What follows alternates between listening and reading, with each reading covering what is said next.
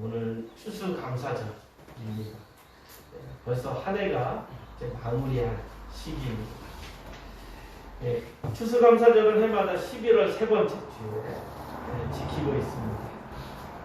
추수감사절이 우리나라에 정착된 이유는 미국 선교사님들이 이 땅에 선교를 하다가 미국에서 정착된 추수감사절을 지키기 시작하면서 우리도 따라 지키고 있습니다. 성경적으로 말하면 추수감사절은 수장절에 해당됩니다. 하나님은 그의 백성들에게 감사를 아는 자들만이 행복할 수 있고 복을 누릴 수 있기 때문에 감사절을 1년에 3번 정도 꼭 지켜야 한다. 이렇게 얘기한 거예요. 그래서 예수님은 믿는 자들에게 이렇게 얘기했어요. 범사에 감사하는 것이 하나님의 뜻이다. 범사에 감사하는 것이 하나님의 뜻이기 때문에 우리가 감사하는 생활을 하는 자마다 행복할 수 있고 복을 누릴 수 있다는 것입니다. 오늘 본문은 바울이 감옥에서도 감사하라고 얘기하고 있어요. 골로새 교회들에게 편지를 쓰고 있어요. 골로새 교회는 믿음 가운데 잘 성장하다가 이단의 미혹과 잘못된 가르침에 흔들리고 있을 때였습니다. 여러분, 이단에 빠진 사람들의 특징이 뭐냐면요, 감사하지 않는 사람. 그러니까 세상에서 만족하지 못하고 불평불만하다가 이런 사람들에게 딱 이단이 미혹해요. 교회에서 만족하지 못하고 세상에서 만족하지 못하고 이런 사람들을 미혹한다.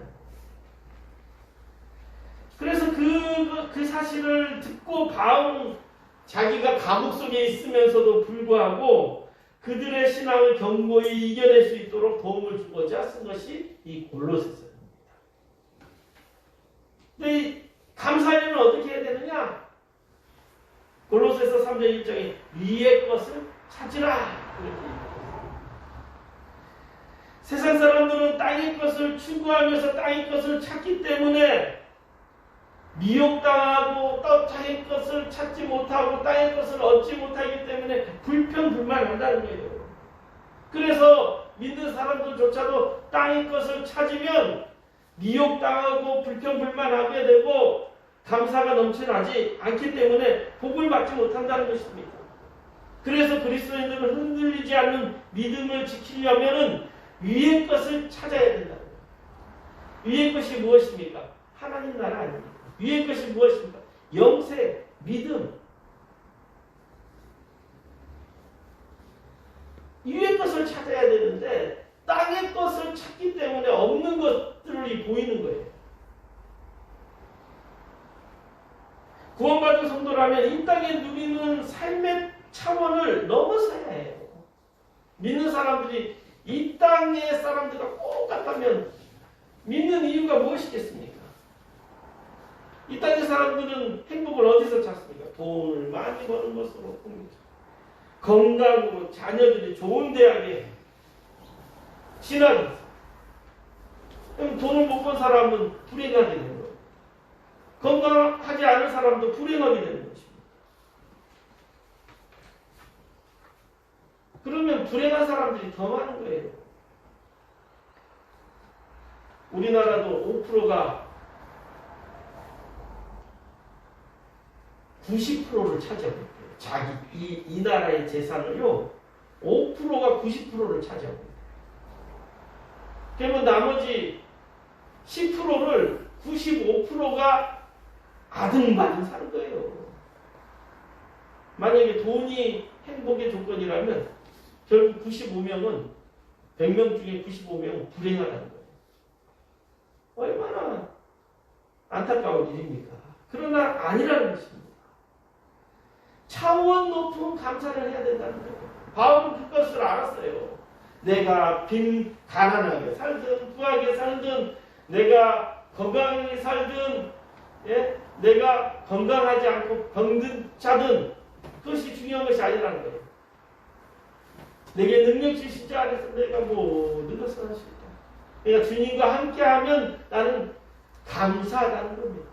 여러분 주님과 함께하면 감사하는 것입니다. 그것을 찾아야 돼요. 그것을 바울처럼 이 자족하는 마음을 경험하면요, 차원 높은 복을 누릴 수 있습니다. 그래서 오늘 세상 어떤 환경에서도 감사할 수 있는, 바울이 오늘 골로새서 3장 15절부터 17절에 간단히 설명하고 있어요. 그 말씀들을 통해서 우리도 감사의 해답을 찾으시길 바랍니다. 먼저는 그리스도 예수의 평강이 임해야 합니다. 15절에 그리스도의 평강이 너희 마음을 주장하게 하라. 그리스도의 평강, 그리스도의 평화가 너희의 마음을 주장하게 되면 감사하는 자가 된다.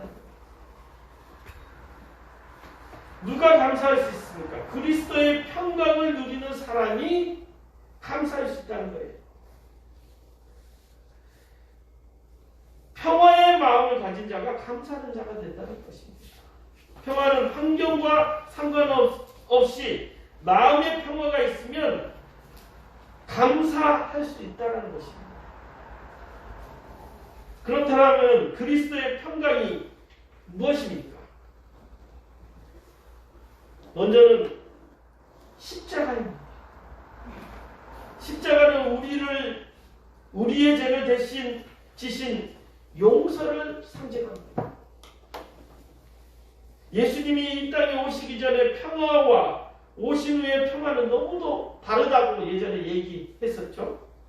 그래서 구약의 평화와 신약의 평화는 다르다. 제가 몇 번 설교했던 것 같아요.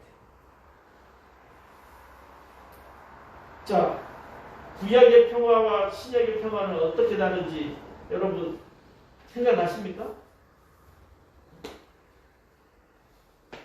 예, 구약의 평화는 전쟁에서 승리하여 적을 다 몰살시킨 후에 찾아오는 평화예요. 그러니까 원수를 죽이는 자, 원수를 말살시키는 자가 말살시킨 후에 오는 것이 평화라는 거예요. 그래서 구약은 평화를 위해서 전쟁하고 사람들을 죽였습니다. 지금도 여러분 이해 안 되지 않아요? 중동 지방에 지금도 계속 테러하고 있잖아요. 자기 민족들을 죽여요. 어린 아이도 막 죽여요. 학교 가서 자살 테러해요. 그런데 그 사람들이 어떻게 얘기합니까? 샬롬을 위해서 내가 이렇게 테러하고 있다. 사람을 죽이고 있다라고 얘기해요. 왜?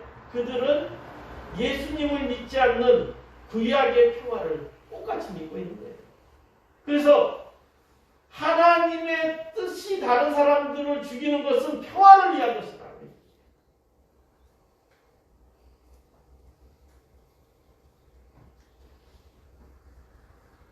그래서 중동 사람들은 지금도 같은 나라에서 서로 죽이고 서로 테러하고 서로 미워하고 그러면서 평화를 위해서 싸웁니다.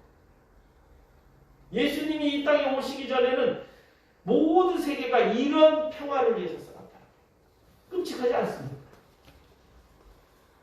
지금도 그래요. 예수님을 믿지 않는 나라들은요, 평화를 위해서요, 그렇게 죽여요. 불교의 나라 미얀마 아시죠? 그 사람들도 평화를 위해서 싸운다고요. 근데 사람들은 얼마나 죽입니까? 아마 예수님이 이 땅에 오시지 않았다면 지금도 서로 끔찍하게 서로 죽이면서 말은 평화라는 이름으로 사람들을 죽이고 있을 것입니다. 그러나 신약의 평화는 예수님의 평화 아닙니까? 예수님께서는 마태복음 5장 39절에 이렇게 얘기했어요. 악한 자를 대적하지 말라. 누구든지 내 오른뺨을 치거든 왼편도 돌려내며. 이 말씀을 가지고 어떤 운동이 일어났습니까? 여러분 혹시 아시나요? 비폭력. 운동이 일어난 거예요. 비폭력 저항을 한 거예요. 예수님의 이 평화의 말씀을 가지고 그렇게 실천하는 것이 비폭력 운동입니다. 예수님 이전에는요, 비폭력 운동이라는 것이 세상에 없었어요. 인도의 간디가 영국에서 공부할 때 예수님을 믿지 않았지만 이 말씀을 가지고 비폭력 운동을 합니다. 여러분 한번 소설이나 간디의 사상이나 이런 거에 대해서 보면 이거의 비폭력 운동은 이 말씀이에요. 예수를 믿지 않는. 그러니까 간디의 한계는 비폭력 운동을 예수님의 말씀처럼 실천했지만 믿지 못함으로 인해서 인도가 세계에서 가장 여러분 더럽고 폭력이 난무하고 오늘도 아침마다 저는 세계에는 지금은 어제 저녁에 하는데 저는 아침에 보는데 인도가 세계에서 대기질이 가장 안 좋은 나라. 사람들이 너무 공기가 안 좋으니까 죽는데요, 중국. 난 중국이 세계에서 가장 대기질이 높은 나라인지 알았는데 중국하고 일본하고 인도하면 인도가 세계 최고래요.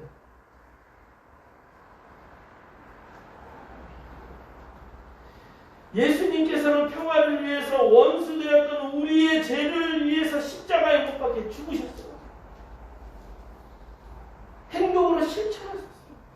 예수님의 평화를 위해 희생하고 섬기고 용서하는 것을 실천했다. 그래서 우리도 예수님을 믿었다면 이 평화를 우리가 실천해야 돼. 희생하고 섬기고 용서하고 배려하고 이것이 우리의 마음 가운데 있어요. 그리스도인의 이 빛은 여기 이것이 빛나요. 우리 한번 따라해볼까요? 희생하고 섬기고 용서하고 남을 배려하고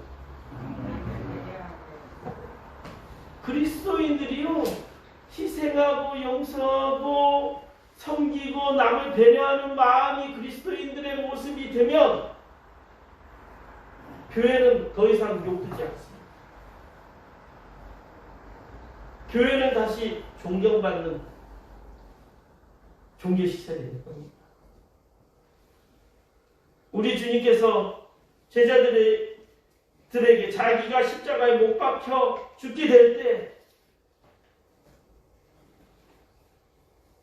나는 십자가에 못 박혀 죽는 것이 평안을 너희에게 끼치기 위해서 십자가에 못 박혀 죽으러 간다고. 그때까지는 희생의 정신이 없었어요. 그러나 예수님은 자기의 몸을 희생하는 거예요. 죄 많은 우리들을 용서하시고 또 제자들이 싸울 때 섬기시고 또 늘 상대방을 배려하는 마음 친절히 대하시는 그 예수님을 닮아가야 된다.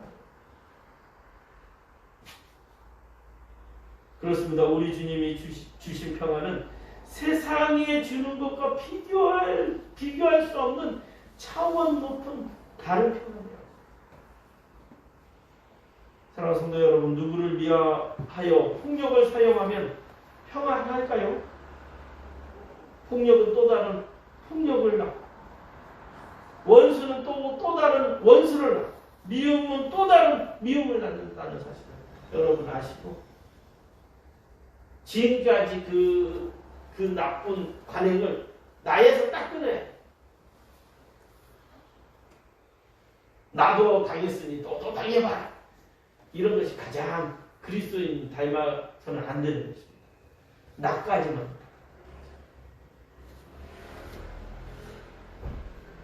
제가 군대에 있을 때까지만 해도요. 기수바 따라줬었어요. 기수. 최고참이 바로 밑에 기수. 한 대 때려. 그러면 두 번째 고참이 세 번째 고참에게 2대 때려. 너 나 맞았어. 그러면 세 번째 교참은 네 번째 교참에게 밑에 애에게 또 배로 때려요. 그 다음에 중간 정도 가면 군기반장이 너가 알아서 또 때려. 폭력을 양성하는 이 아주 안 좋은 가치. 저도 군기반장 때 기숙받다로 와가지고 엄청 맞는 거예요. 엄청 맞으니까 이제는 이성을 잃어가지고 애들이 이제 보일러실로 와! 네? 내무반에서 안 돼. 보일러실로 끌고 가가지고 때리려고 할 때 야, 우리 때로 끝내자. 저 위에 개들이 개소리 했다고 우리가 똑같이 행동하면 우리도 길대지 않는다.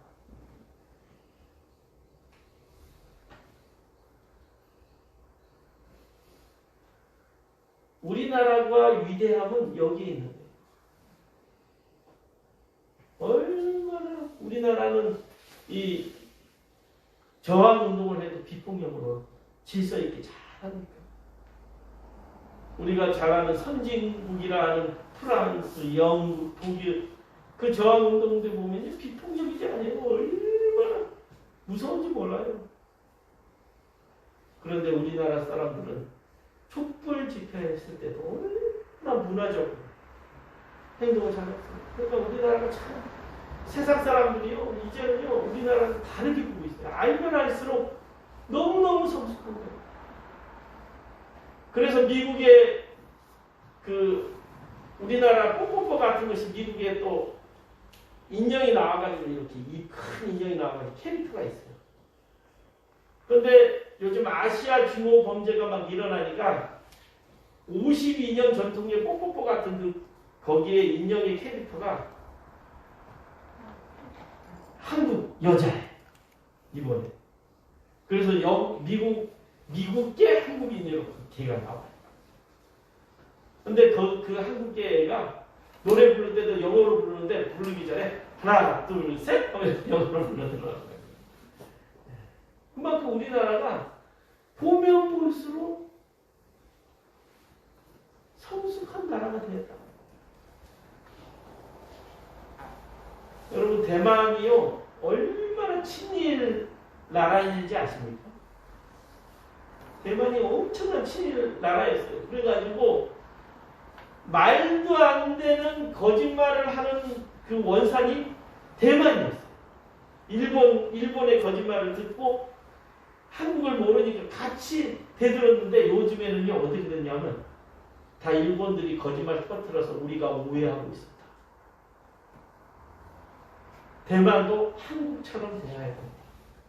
하면서 한국의 문화, 한국의 관습, 한국의 정치 이런 것들을 배우고 있다. 그래서 요즘에는요 대만이요 완전히 과거 50, 60대 사람들은 대만 지금도 한국을 일본이 말한 그 악의적인 걸로 알고 있다가 요즘에 젊은 사람들 한 30대까지는요 완전 다르게 알고 있어요. 한국을 너무너무 좋게. 그래서 요즘에는 대만 사람들이 한국의 음식, 한국의 문화 일본도 마찬가지입니다. 요즘에 일본의 20대 애들은요 20대 전의 애들은요 한글을 거의 읽을 수 있대요. 그래서 중고등학생 애들은 이름표에 아사코 하면 일본어로 썼는데 요즘에는 자기의 이름표에 한글로 아사코 이렇게 씁니다. 한국 문화가 좋아서. 왜 그러냐? 우리 한국 사람들은 배려심이 많은 거예요. 정말 한국 사람이요 이기적이지 않아요.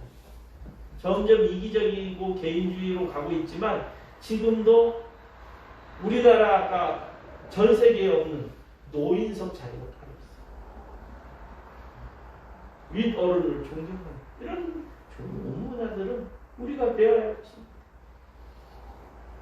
두 번째, 그리스도의 말씀이 풍성해지면 감사가 넘치게 된다고 했습니다. 16절에 그리스도의 말씀이 너희 속에 풍성히 거하면 감사하는 마음으로 하나님을 찬양한다고 이렇게 기록하고 있어요. 감사는 믿는 우리 속에 그리스도의 말씀이 풍성해질 때 나타난다는 거예요.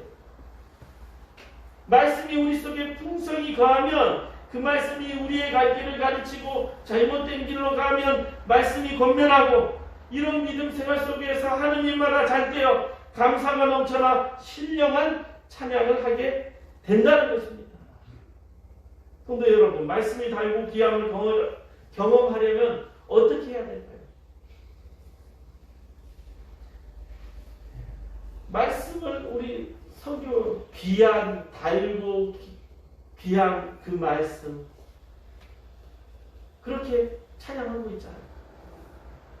말씀이 달고 귀함을 경험하려면 말씀을 쉽게 받아 먹어서는 경험할 수가 없습니다. 목사의 설교만 받아 먹어서는 말씀이 달고 귀함을 경험할 수 없어요. 목사의 설교는 죽과 같다고 저는 생각합니다. 죽은 어떻습니까? 소화는 잘 되죠. 아팠을 때 죽은 괜찮아요. 근데 건강한 사람이 죽 먹고 생활할 수 있습니까? 금방 배고파지고 또 죽만 먹으면 소화 기능이 망가집니다. 왜냐하면 잘게 씹으면서 위가 건강해지는 거예요. 그것을 소화하면서. 말씀도 마찬가지입니다. 쉽게 풀어서 쉽게 설명하기 때문에 쉽게 받아먹기는 합니다. 그런데 목사의 설교를 듣고 변화되지 않아요. 변화되지 않아요. 쉽게 얻어지면 쉽게 까먹기 때문이에요. 요즘에 인터넷만 치면 우리나라의 제일 유명한 목사님 설교 많이 듣잖아요. 그리고 듣고 은혜 받잖아요. 그런데 우리는 하나도 안 변화되잖아요. 왜요? 쉽게 받아 먹었기 때문에. 쉽게 까먹는 거예요. 세상 원리도 그렇지 않습니까? 쉽게 얻어지면 쉽게 까먹습니다. 쉽게 돈을 벌면 어떻게 해요? 쉽게 또 돈을 까먹어요. 도박으로 돈 받은 사람이 또 도박으로 망합니다. 공부도 스스로 쉽게 받아먹은 사람들은 공부 못해요. 공부 잘하려면 어렵게 해답을 찾으면서 그 해답을 찾았을 때 기쁨을 경험하게 되고 또 그 문제는 잊어버리지 않습니다.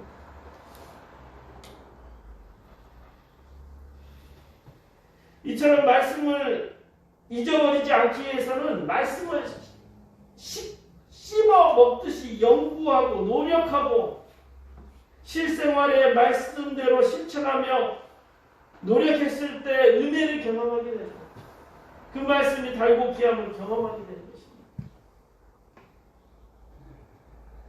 쉽게 신앙생활하면요 은혜를 경험하지 못합니다. 쉽게 믿음 생활하면 변화되지 않아요.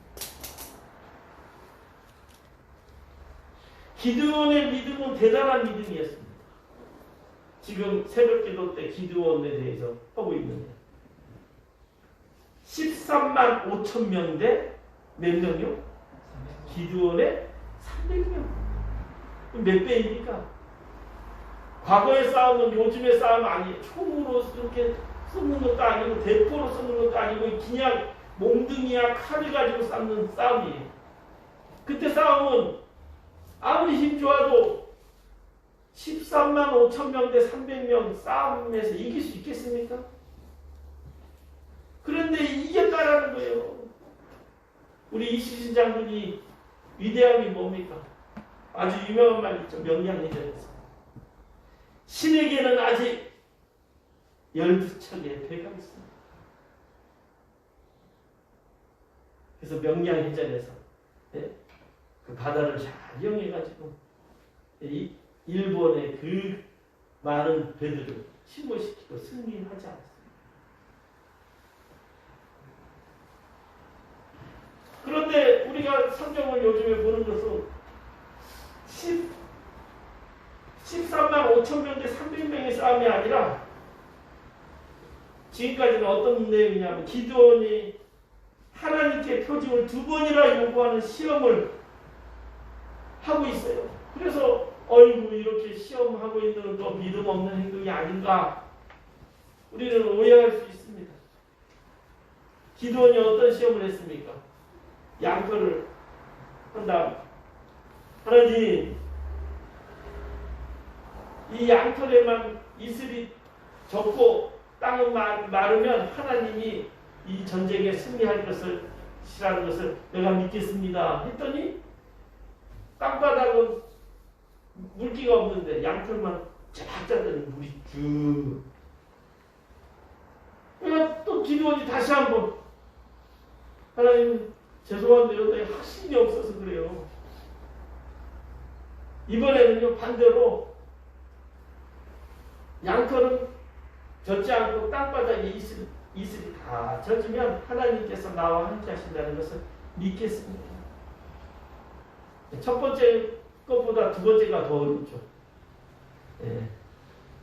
이 양털은 수분을 흡수하는 성분이 있습니다. 그러니까 땅바닥이 말라도 조금만 있으면 금방 흡수하니까 첫 번째 거는 되는데 두 번째 거는 불가능해요. 땅바닥은 다 이슬로 그냥 젖어 있는데 양털에만 바싹 마르게 한다는 시험. 근데 그 시험도 하나님께서 호호 웃으시면서 어떻게 해요? 그 요구대로 땅바닥에 이슬이 다 젖었지만 양털은 포송포송하게 보면서 이거 봤지? 이제는 내 명령대로 한번 쌓아봐라. 기드온의 의심이 불신앙으로 나온 것으로 치부해서는 안 된다는 것이에요. 왜냐하면 그 다음에 싸움의 모습을 보면 처음에는 미디안 연합 군사가 13만 5천 명이 왔을 때 처음에 참여한 사람은 3만 2천 명. 이스라엘 군대가 모아가지고 3만 2천 명이에요. 그런데 하나님께서 야 너무너무 많아. 무서워하는 자들은 다 가게 해. 했더니 10,000명만 남았어. 아 이것도 많아. 물을 마실 때 물을 끓고 마시는 자만 따로 선발해. 했더니 300명. 이거 갖고 싸운대요. 왜 이렇게 이거 갖고 싸우냐면 하나님이 함께할 때 어떤 사람들이 오해하지 않도록. 왜냐? 3만 2천 명이 싸워가지고 이기면 하나님이 도우신 것이 아니라 우리가 100대 1로 싸워서 이겼다고 사람들이 얘기할까봐 하나님께서 300대 13만 5천. 이거는 하나님의 도움 없이는 불가능하지 않습니다. 그렇게 싸우라는 거예요. 우리도 이 기드온처럼 하나님의 말씀을 제대로 믿기 위해서 의심해야 합니다. 의심하는 건 나쁜 것이 아니에요. 많은 사람들이 믿지 않기 위해서 의심하는 것은 올바른 의심이 아니에요.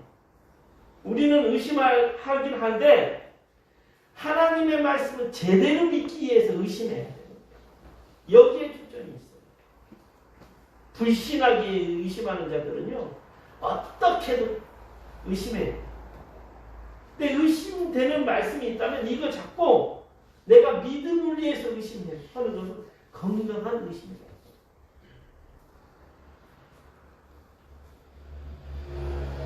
우리가 하나님의 전체를 우리가 알 수 없습니다.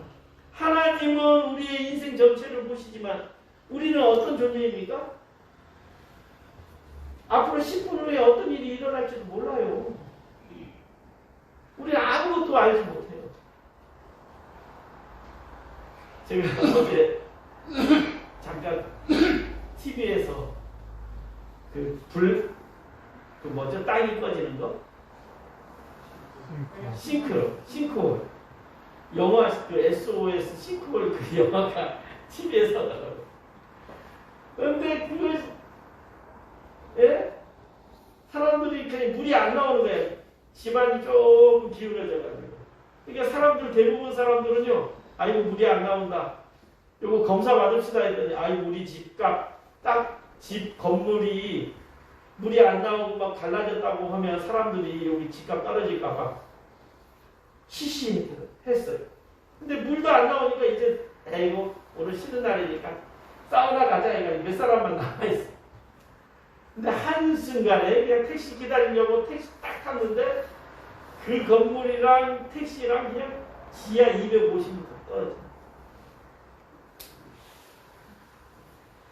이처럼 우리가 어떻게 땅이 꺼질지도 몰라요. 우리가 예배드리다가 우리 교회도 땅이 꺼질 수도 있어요. 한참도 모르는 것이 우리의 인생인데 어떻게 하나님의 뜻을 알겠습니까? 성도 여러분, 말씀을 잘 씹어 먹길 바랍니다.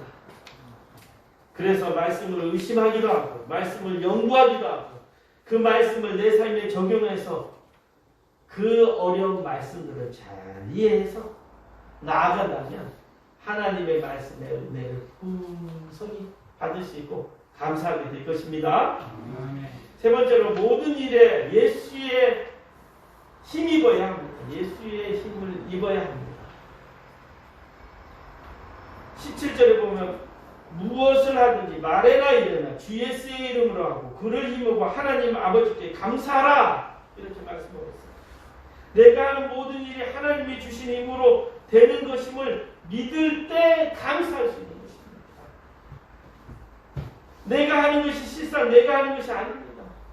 일을 내가 하지만 하나님이 힘주셔야만 나라나 일에나 성도는 주의 도구로 쓰임 받아서 이렇게 일을 했다라는 것을 우리가 고백할 수 있는 사람이 감사할 수 있다는 거예요. 그래서 레위기 33장 2절에 보면 이렇게 고백해요. 이를 행하시는 이는 여호와, 성취하시는 이도 여호와, 그의 이름을 여호와라 이렇게 고백했습니다. 믿음 생활을 내가 하려고 하지 말고 주님과 함께 한다면 하나님이 일을 행하시도록 나를 쓰시고 하나님께서 그 일을 성취해 나가십니다. 그러므로 우리는 하나님께서 내가 하는 일을 주관하신다고 믿고 우리가 따라 나가야 할 것입니다. 우리 교회도 우리 성도님과 함께 하나님께서 일하시는 것을 믿어야 합니다. 주와 함께하면 힘들지 않습니다. 그런데 왜 힘듭니까? 내가 하는 것. 주님께서 함께 하시면 힘들지 않습니다.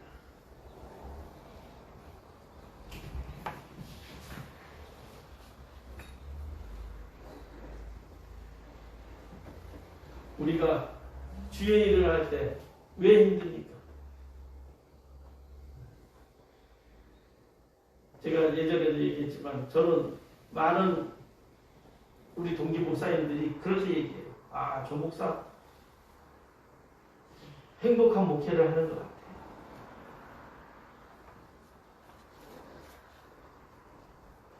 그러면서 참 재미있게 목회하는 것 같아. 이렇게 얘기해요. 그러면 저는 그렇게 대답합니다. 목회는 적성과 재미로 하는 것이 아니라 사명으로 하는 것입니다. 그러나 하나님은 그 사명을 무거운 짐처럼 지기를 원하시지 않으시고 즐겁게 감사하며 사는 사람을 도와주십니다. 마찬가지입니다. 우리도 신앙생활 즐겁고 행복하게 하시길 바랍니다. 그러려면 재미로 하는 것이 아니라 사명으로 알고 또 그 사명이 무거운 짐처럼 여기시지 마시길 바랍니다. 좀 여유를 가지고 감사한다면 행복한 신앙생활을 할 수 있어요. 어떤 사람들을 보면요, 우리 교회는 작아서 온만 상을 찌푸리면서 어떻게 해야 우리 교회가 성장할 수 있을까? 금식하고 막 그래요. 그런데요, 그럴수록 성도들은 힘이 든다는 사실 아십니까? 조금 교회가 성장 안 하고 조금 어렵더라도 여유를 가져. 그리고 감사하면서 생활한다면 이 그 어려움을 이겨내시는 거예요. 조금 가지고 막 어렵게 포장하는 사람들이 있어요. 이런 사람은 집안에서도 그런 사람 때문에 그냥 집안이 그냥 풍지박살 나거든요. 큰일도 아닌데 뭐 이렇게 포장해가지고 같이 겁이 들죠. 우리 하나님과 함께 하면 아무 문제 없다는 사실 여러분 꼭 믿으시기 바랍니다. 그래서 예수님은 세상 걱정하는 우리들에게 어떻게 얘기했습니까? 세상 걱정은 누가 하는 것이다? 이방인이 하는 거다. 다시 말하면 예수 믿지 않는 사람들이 하는 것이라는 얘기였습니다. 그러면서 어떻게 하라고 했습니까? 너희는 먼저 그의 나라와 그의 의를 위하여 구하라. 그러면 하나님께서 다 책임져 주시겠다 말씀했어요.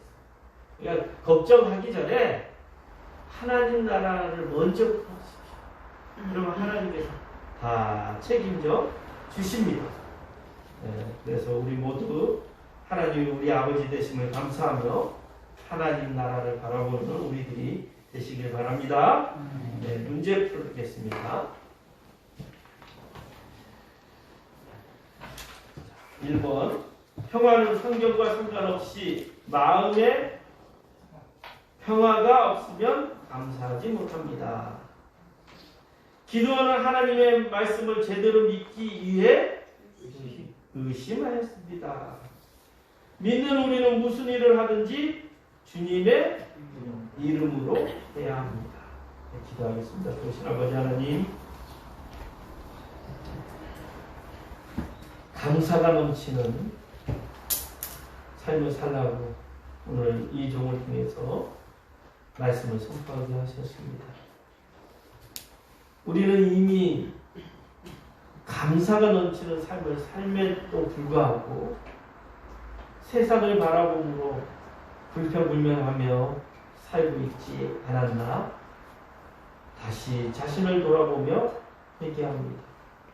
이미 하나님이 선택하여 주시고 하나님의 자녀로 삼아주셨으니 저희들 다시 한번 감사드립니다. 우리가 세상을 바라보지만 위의 것을 찾으며 하나님 나라를 구하여 하나님 안에서 은혜를 경험하고 감사할 수 있는 우리 동서귀포 모든 교민들 되게 하여 주옵소서. 예수님의 이름으로 기도드렸습니다. 아멘.